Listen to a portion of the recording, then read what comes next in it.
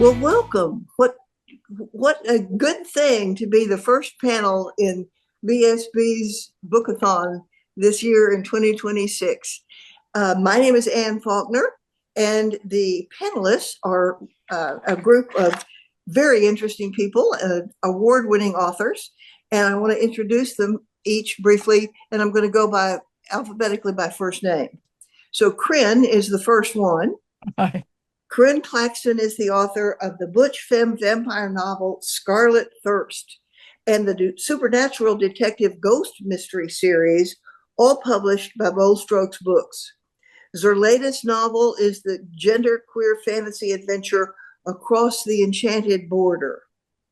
The supernatural detective won an honorable mention in the Forward Indie Fab Book of the Year Awards in 2013 and was nominated for the American Library Association Over the Rainbow book list in 2013. Death's Doorway was an Indie Fab Award finalist and won an honorable mention in the 2015 Rainbow Awards. The Haunting of Oak Springs was runner-up for the Lesfic Bard Awards mystery section in 2024. Crin is a proud butch lesbian that lives in London and is her partner and child.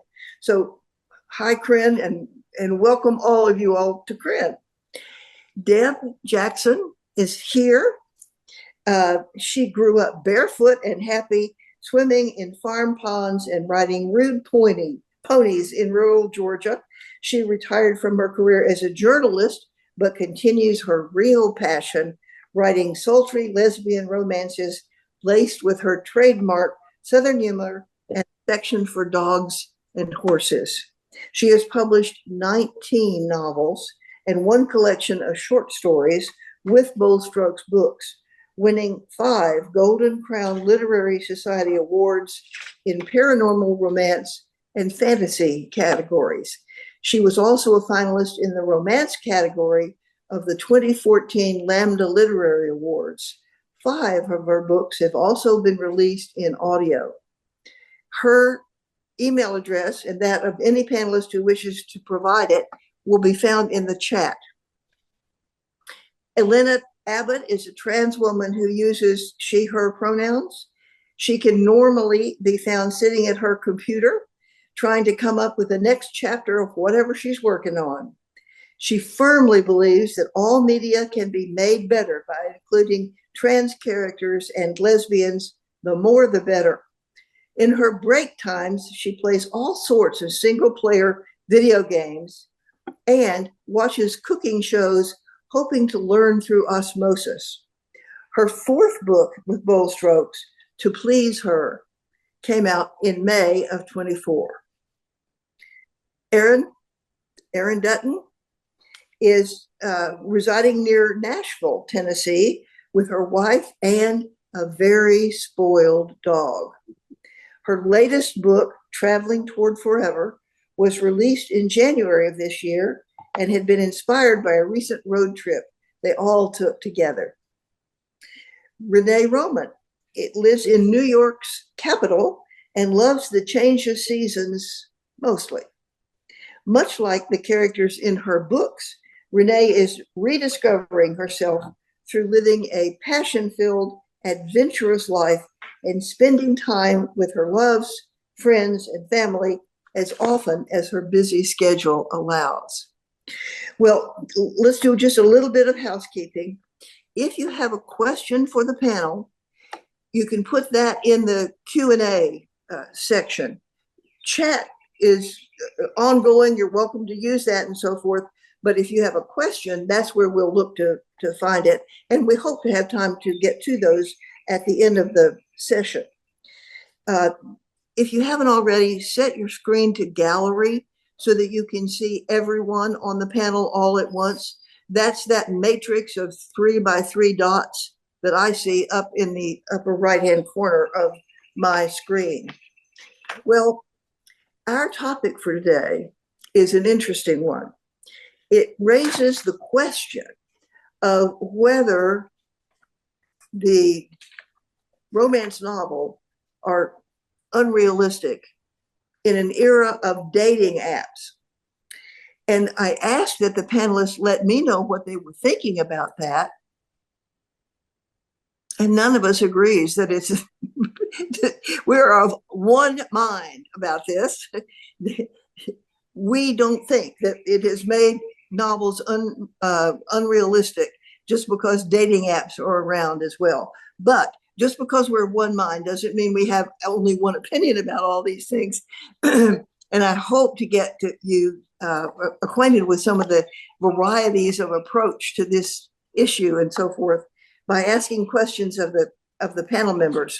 Let me start with Crin. I'm going to start with the question, what is it that your books deliver? What are you hoping to give your readers? And is that related to your choice not to include anything about dating apps? Let's hear what you think, Crin. Okay, I'll answer the second part first because I haven't sort of made a deliberate choice not to include dating apps. It's just that I don't know anything about dating apps because I've been married for 30 years and happily married, and I can't remember what dating apps were like. Back in the day, they weren't called apps for a start. But that isn't why I don't include them. I think actually my characters meet in real life in my books. That sort of falls naturally in how I write the stories and how people meet. They sort of physically meet. And what do my books deliver? Adventure, a lot of adventure, particularly my most recent book, which is a swords and sorcery,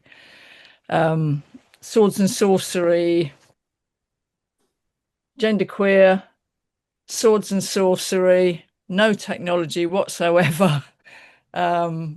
Book full of adventure and peril and characters meeting and falling in love despite the odds. And also my books deliver relationships. I'm big on friendships. I really like to include friendships as well as lover relationships in my books. So there is romance, but there's also strong friendships. Thank you. Do any of the other panelists want to respond to this particular question, or should we ask another question? Let me direct this next one toward Deb. Deb, I was married 57 years, and so I have an idea about how dating apps might be, but not real clear in my mind. And so I looked up on Google the answer to this question. And Google says that modern novels have shifted away from idealized plots to more three-dimensional characters. What's your opinion about that? I don't agree with that. I think for a good romance, your characters have to be multi-dimensional. It's not just the girl meets girl and they kiss and hop into bed and then they're in love. It's not just that. It's how these characters, how their personalities develop, how along with their relationships. I think and dating apps. I mean, they're so one dimensional. You know,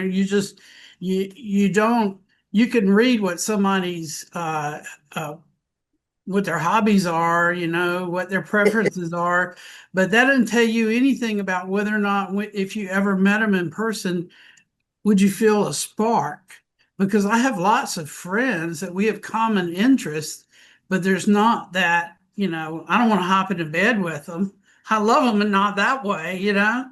The romance novels take the reader on a journey through so they learn a lot of things. And also I think romance, the really good romance novels offer you more than just the romance in there, you learn things. Like you read Erin Dutton's books and you learn something about cops and firefighters and other subjects. Georgia Beers is a great one for. I learned a lot about craft beers reading one of her books that I didn't know. Some of my books, one of them had a lot to say about women in the military and some advances in prosthetics. There's so much. Our books are so much more than just girl meets girl, but at the same time, taking the reader on that emotional ride through meeting somebody that you do find that spark with and letting it happen. Thanks. Deb, does anybody else want to weigh in on whether modern novels have shifted away from idealized plots, if they ever were there? I would say, I mean, I agree with everything Deb said. But in addition to that, I mean, when you say they've shifted away from idealized plots toward a more three-dimensional character, I kind of read that question maybe a little differently. I have seen maybe, I would say in the last couple of years, sort of a shift in some of the more popular point of views that people are writing from. I'm seeing a lot more first person in romance, which, historically, I don't think you saw as much. A lot more of the single POV third person, where before that it was kind of maybe understood that in order to really feel like you got to know both characters, you needed, third person dual POV, that kind of thing. There's some stream of consciousness sort of in the narratives now where you're really getting to know the character a little deeper, possibly because of that first person, but also because there seems to be a trend towards writing in the way that you would speak or the way that you would tell a story, as opposed to trying to stick to like more strict, traditional type of rules as far as literature. So I think that I've personally seen that trend in the types of books that I like to read. Great. Renee, did you want in on it too? Oops. I disappeared. Okay. Renee, you're muted, I think. Okay, can you hear me now? Oh, yes, there you are. I see you. Okay. We've all had technical difficulties at one time or another. I agree with everyone else, and that's a good point that Erin brings up about more people are writing in first person, and I've noticed that too, and I've done a couple of novels now like that, and I feel that there is something to be said for both third person and first person, in that the perspective can be much deeper, I think, from a first person point of view. As I've used it primarily in erotic novels for obvious reasons, like you want those deep actual physical and emotional reactions to come through. And I think in third person, you're a little removed from that type of characterization, and possibly the reason that people are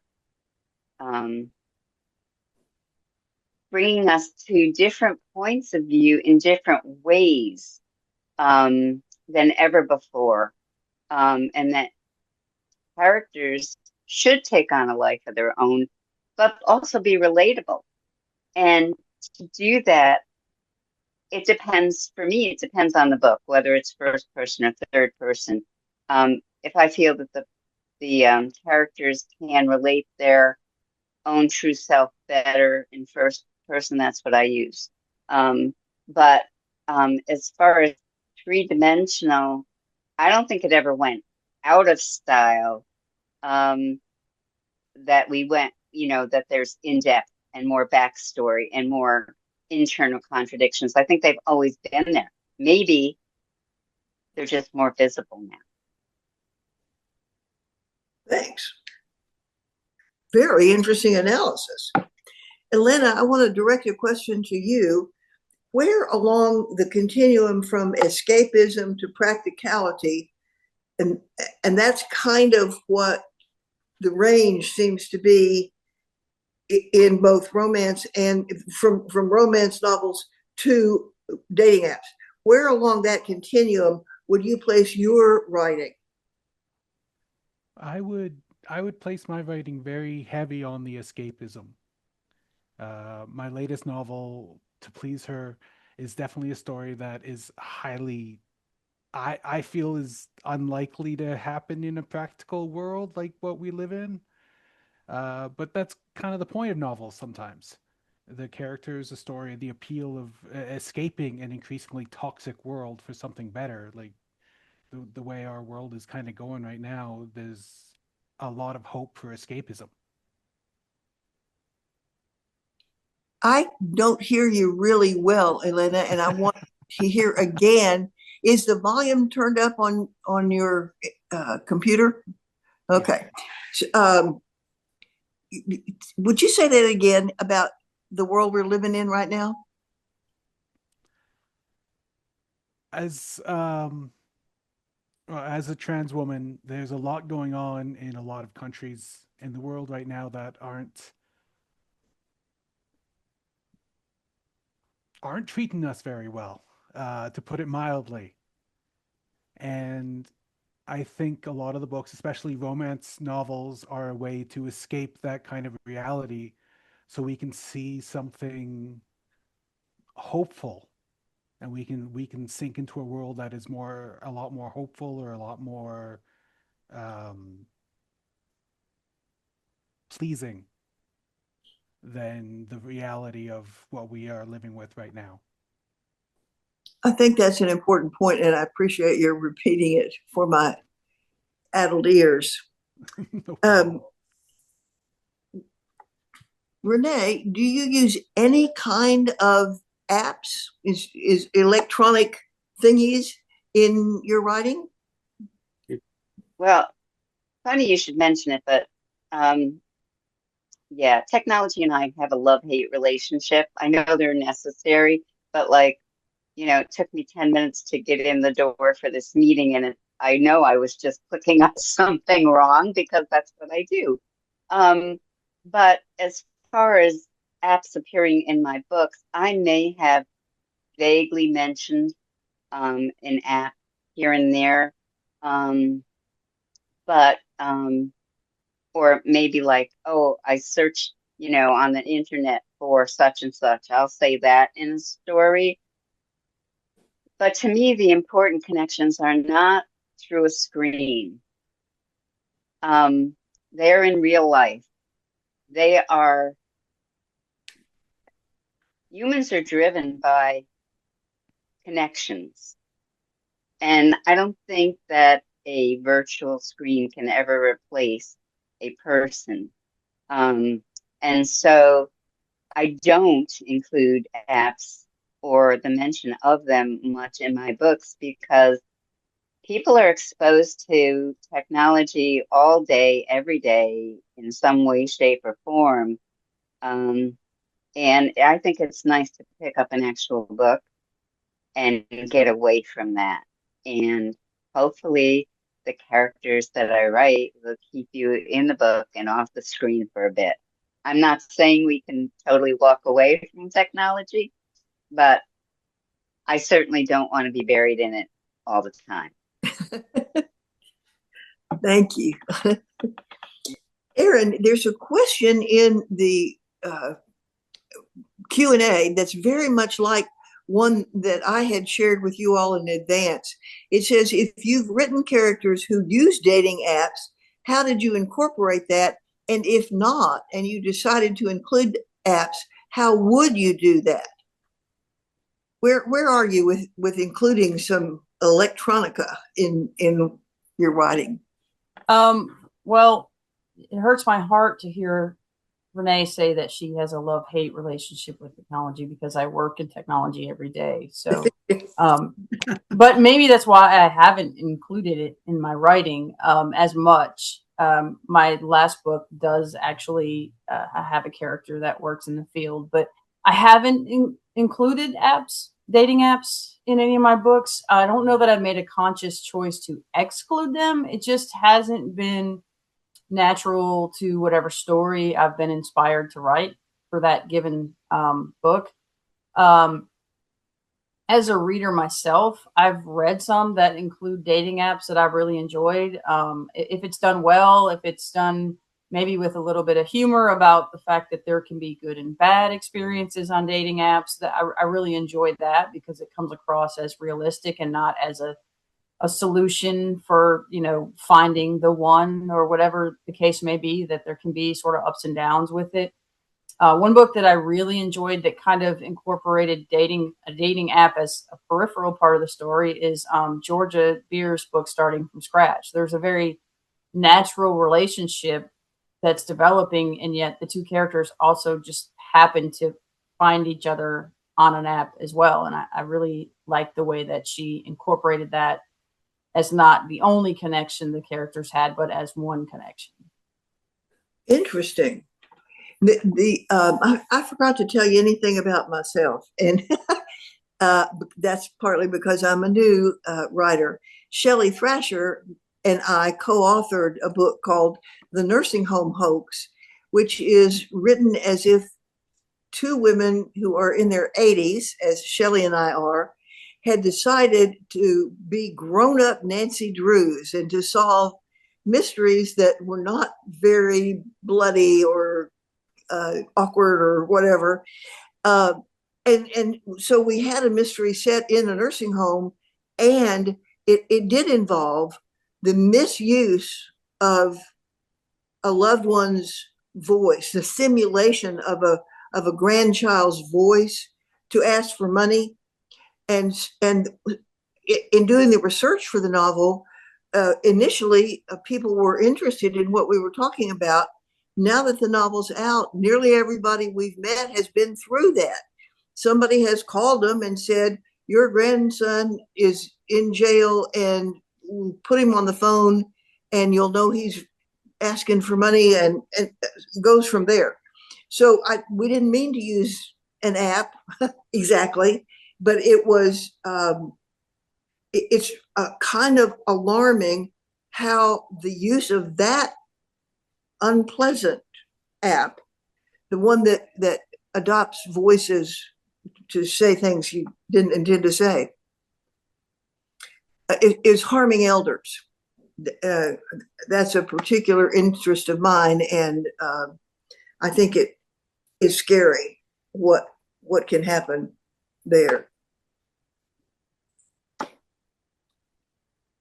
Yeah, we could have a whole nother panel about AI, right? I mean, yes, and that's a whole nother discussion.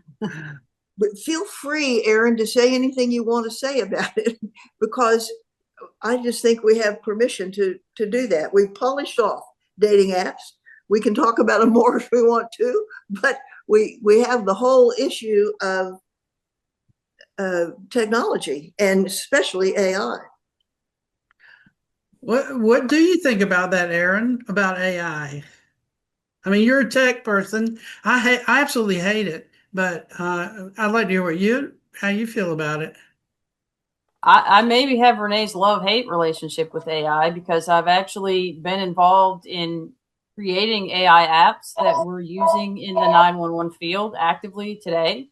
And so I like what it can bring if it's done responsibly, but like everything else, not everybody is trying to do things responsibly. And so, yeah, you end up with scams and deep fake videos. And I mean, all you have to do, I'm going to date myself with my use of social media here, but all you have to do is scroll through Facebook, and I'm going to say 80% of the videos I see on Facebook these days are clearly AI generated. So, I don't like that side of it, but then I'm also seeing benefits of it in the apps that the AI that we're using in my field, and how it's helping our 911 call takers to be able to process calls and get help to people where it's needed more quickly. So I can see both sides of it. That's an interesting observation, Erin. Are, are these things designed for professionals? They're not going to be generally used, probably. Yeah, they're very specific to what our employees are trying to do, but they do use common tools that, you know, are used to do other things as well. It's not, I mean, the back end tools are all the same. As a retired school teacher, I worry about the level of critical thinking that AI is going to require of everybody. When oldsters are used to thinking that if it's on the computer, it's very confusing, but it's probably right. And that's not going to hold up very well with things that we ought to think about in more detail. Anybody who wants in on this is welcome to weigh in. Don't feel that you have to be called on to make a point about something. I think that AI has really good uses for what Erin's talking about. It's the potential for misuse that is scary to me, and some of the well, once you reach a certain age, all the phone calls you get, all the AI phone calls you get, that half of them are scams. And you know, half of them are companies being lazy. You know, they want to talk to you or something, but they have this AI voice call you up. This is not a real person, and then tell you to call them back. And I'm just going, well, why didn't you call me in the first place? You know, but I don't think that I've already heard many people talk about how bad the AI audiobooks are. I didn't think that was anything news because they tried some time back to have computer read books, and it was just a flat computer voice. And from what I haven't listened to any AI voices, but I've heard several people that are avid audiobook listeners complain that that's what the AI voice is like. So I don't think that's going to end up stealing any jobs away from the awesome narrators they have for a lot of audiobooks. I think some authors were afraid. There's some fear that if AI figures out how to write a decent book, that they'll just start spitting out, you know, all these AI written novels, mysteries, and romances and everything. I think there's some fear about that. And can AI write a Georgia Beers romance or a D. Jackson Leigh romance? I don't think so. You know, there's quirks to my stories that are specifically me, you know, and the way I write, and I don't think AI can do that. And I think that readers are more discerning too. That they're discerning enough. Our readers are discerning enough to not fall for that. Well, great. I'm glad you're feeling positive about that. I haven't tried. I heard somebody on the radio recently saying that they had written something and then asked AI to improve it, and they were appalled at the way it turned out. It was not a happy experiment, but I don't know that anybody but the author would know that it wasn't what it was supposed to be, and that's what worries me. So I'm glad you have readers who are discerning and can make up their own minds about whether this is authentically Deb or not. Elena, do you want? Oh, go for it, Crin. I was just going to say, I think that in the history of the world, there's always there's always some fear about the way that humanity advances. And I think there are genuinely things to be worried about. But if we're talking about things like scams have been around forever. You know, the whole snake oil adverts in, you know, in newspapers and magazines way back, hundreds of years back, and sold at fairs and things like that. So it's sort of, we just have to keep ahead, I guess, and keep informing each other and sort of understand that we will adapt with the technology, and the technology is essentially being programmed by us. That's the thing to remember. And could we ever trust the media anyway, really? I mean, I'm highly political, so propaganda has been used in every war ever, you know, to sort of justify colonialism, slavery, you know, awful atrocities have been justified before AI came along doing fake news. So I'm just trying to be hopeful, even though I've just mentioned terrible atrocities, in order for us to think that we can progress and hopefully, like Dee said, the authenticity when people, humanity, are creating works of art, writing or making music is different. There's something that we put into that work. And if I'm listening to a piece of music or watching a film or reading a book, then that the creator reaches me, touches me. And the sort of snippets that I've got scrolling through Facebook, when I can tell that some of those posts, not by my friends, but the ones that pop up, are written by AI, because they're really over the top. They're sort of so over emotional. It just is strange. It's strange to read.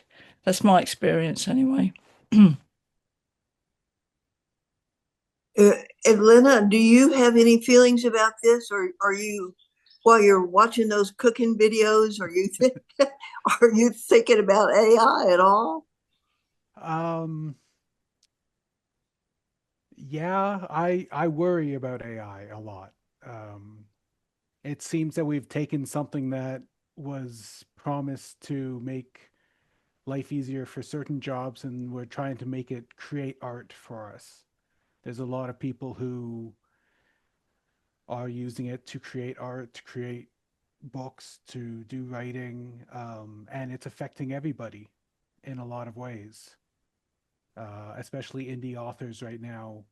There's a lot of them that are being uh, penalized by the programs that they use to publish their books, because they're getting inundated with AI books every week that people make AI write within a week, and they're flooding these companies that try to put out books for everybody. And the problem is that they're really not very good. No, no. The AI ones are really not very good in general. So it's making a lot of people stop reading again because they think everything is AI.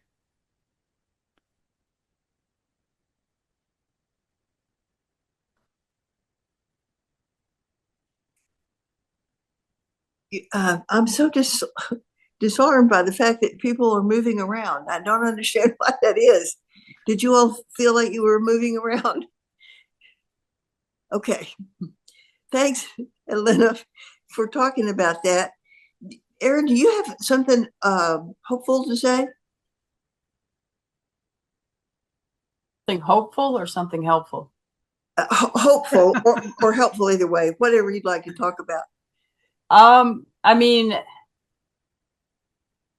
I agree with, you know, what's being said around AI being used irresponsibly in the arts. I definitely don't think that is the right place for it.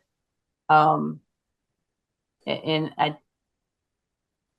it just has to really be used responsibly, and people have to stay in the loop in the middle of it. It can't be an automation. It has to be a tool, you know. So that's really all I have with that. But where are we going to learn how to use it responsibly?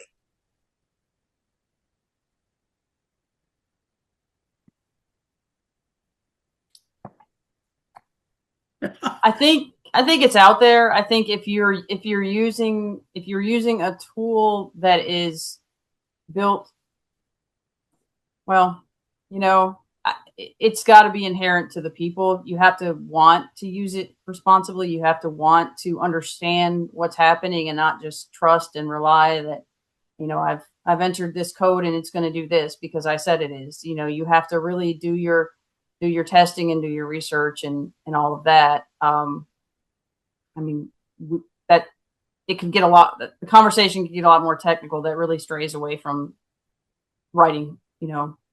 I don't think there's much responsible use for it in writing, and unless you're seeking to teach yourself and improve your craft, and that's not really, you know, making a complete book. It's more in the same way that we've always used research tools, right? I don't know whether everybody saw Sandy's question, but I think Crin may have responded to it. It had to do with using artificial people as a part of the plot. Crin, did you respond to that? I did. I just did do that. Yes, in the Q&A, there was a question from Anne, I think. No, I think it was Sandy. Yeah, are there folks on dating apps that are AI generated? If so, how might you use that in a story? I thought that's actually a really good idea for a character. For a character who's, but then if it was me writing that there would have to be the AI character. I suppose they could be generated. They could be being generated by another character. So that would be by a person, by a human. Yeah, you could do a lot with it, actually. But I'd have to know a lot more about AI than I know, I think. But yeah, I think that's a really interesting idea. Renee, does it strike you as something that you might ever do? I don't think that AI can ever replace human emotion in the moment. Like it's a learned, they're a learned behavior kind of, and I could be wrong, but I'll leave that to Erin to decide. Like I think that AI is supposed to learn from humans how to do certain things, right? But as far as emotions go, I don't think two humans would ever respond exactly the same to the exact same situation for them to be able to learn to accurately portray a human being, whether it be in a book or a movie or wherever. I just don't think that, and who knows down the road, maybe that would change, but I don't think that AI can learn. I don't care how many people they watch, you're still only going to portray one person's emotions to a situation in a book. You're not going to smash everybody's reactions together and come up with some magic formula that always works, because it's not gonna.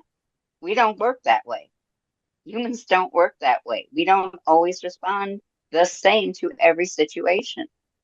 And I think that that's where we hold on to our humanity in our stories. I think it's something that's been explored, and I mean, I can think of a few right offhand.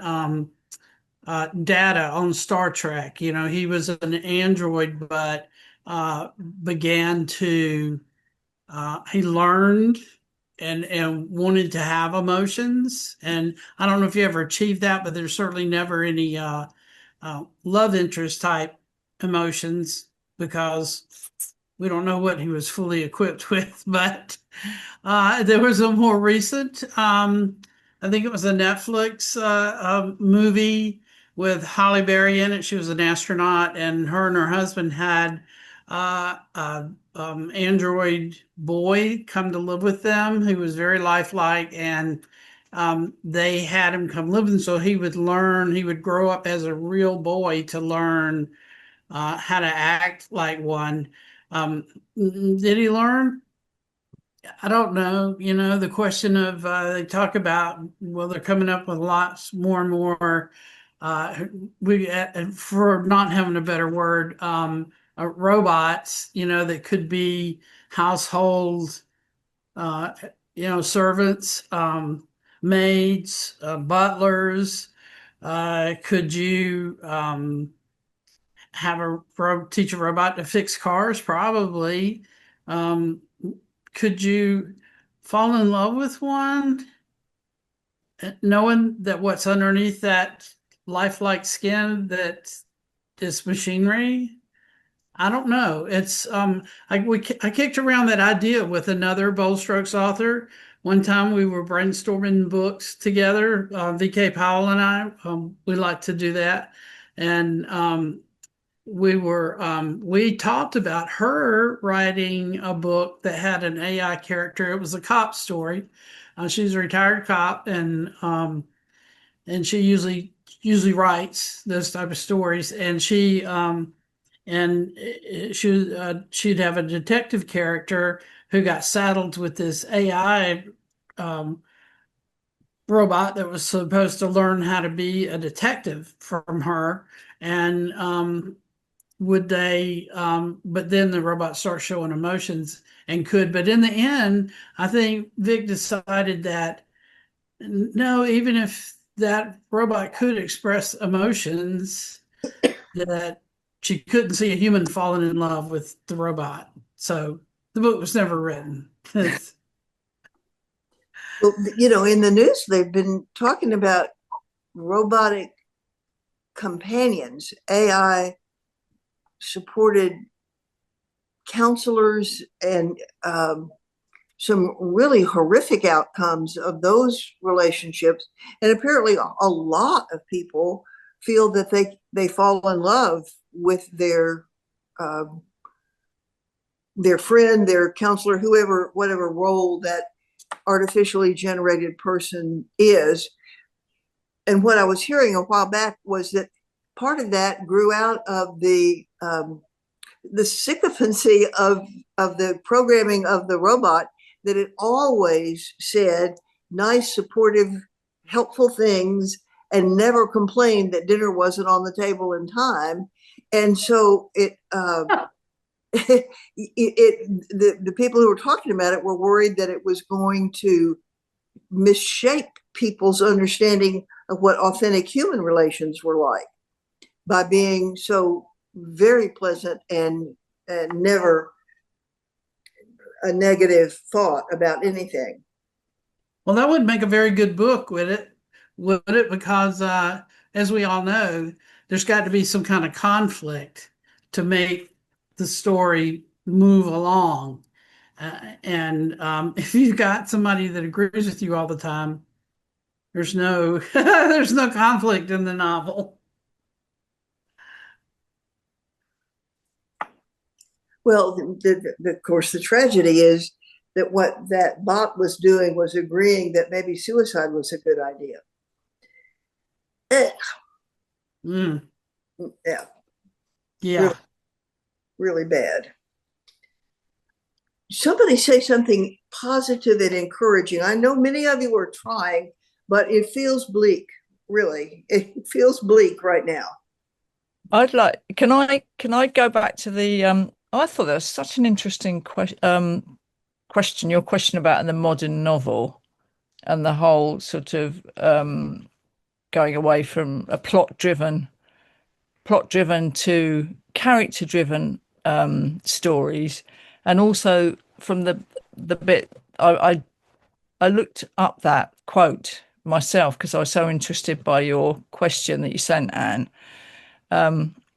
and it was talking about the modern novel is very much about the personal journey of characters, and I think that's very true compared to, say, Victorian novels or early 20th century novels, which were more about a character does this and does that because, and we do sort of get much more into the inside head thoughts and the character journey of our characters now.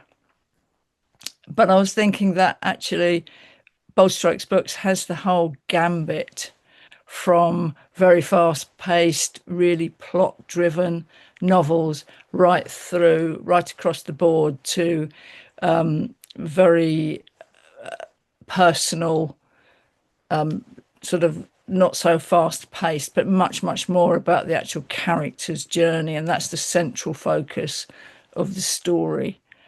So we can kind of have it all, and that's my bit of hope and positivity. We can have it all, and it is all in the Bold Strokes Books catalogue, which is a lovely thing to celebrate, I think. What do you guys think about that, what I've just said? Yeah, not only can we have it all, but we can find it all in the same place.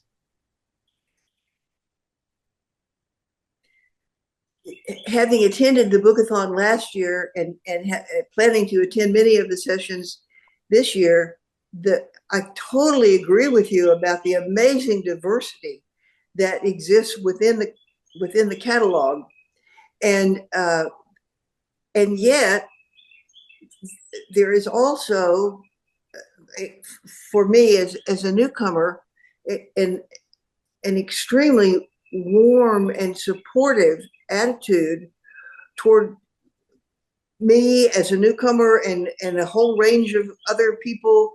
There's not a lot of hierarchical stuff that seems to get in the way. You can be new and ask questions and that sort of thing, as well as be very experienced and ask questions and that sort of thing. So we found a very supportive and positive place to rest, I think, in the midst of the world as we are seeing it these days. I'm glad we're here together. And I think that's another point for escapism, actually, because I read a lot. I read all the time, and I find that so wonderful right now, even more than ever. I can get into like a really good book, and I feel safe with the author that even though the characters might be in terrible peril, at least the central character is not going to get killed. Or, well, I've yet to read a book where the central character gets killed. So there's a safety in it, is what I'm trying to say. There's a safety in reading for me that there isn't in real life right now, with rights being eroded, especially trans rights all over the place. And, you know, for all of us, we've all touched on that, because I think we can't deny that. That's what the world is right now, or the Western world is like that. However, we've been through, I mean, I'm of an age that I can say I've seen struggles come and go, and struggles continue. And there is always hope, and there's always community, and we will always resist and fight back. And some of that is through our work, our writing, our books. Yes, and those are perfectly beautiful words, and I think they have to stand as an effective closing for our session this time. Our time is up. I want to thank each of you individually and collectively. It's really been a pleasure for me to hear your thoughts on this topic, and I look forward to seeing you on other panels and answering other questions. I hope you'll have a good rest of the evening. Thank you very much. Thank you. Bye, guys. See ya.